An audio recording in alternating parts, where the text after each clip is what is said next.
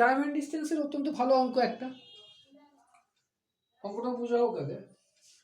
বলছে a man walking with a speed of 5 kilometre per hour, ঘন্টায় যদি 5 kilometre গতিতে সে হাঁটে তাহলে তার যে টার্গেট মানে যে জায়গায় যাচ্ছে 5 মিনিট দেরিতে পৌঁছায়।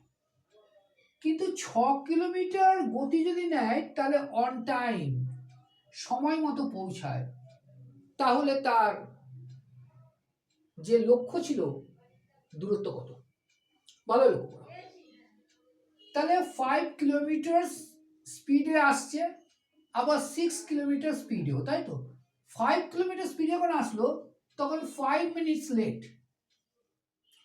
কিন্তু এখানে রাইট টাইমে পৌঁছেছে। তার ডিস্টেন্স কত?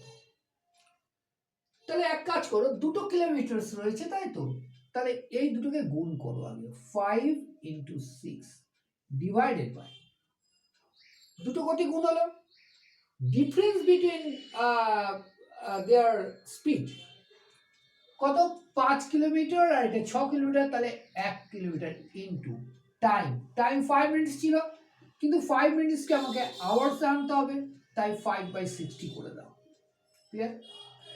তাহলে কি দুটো যেটা গতি ছিল তার product divided by difference of two speed into time, time taken যেটা, তাহলে 5 মিনিট পরে আছে, অন্য কিছু এখানে নেই, তাহলে আমার যোগ বিয়োগের দরকার নেই, 5 লিখলাম ডাইরেক্ট।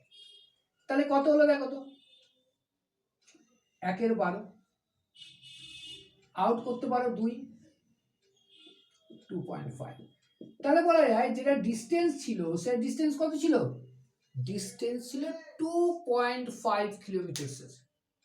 অঙ্কগুলো এভাবে সলভ করতে হবে, ট্রিকি ম্যাথ নয়, লজিক মেনে কনসেপ্ট শিখে তারপরে করতে হয়। এভাবে যদি করো খুব তাড়াতাড়ি অঙ্কটা মিলবে। Thank you.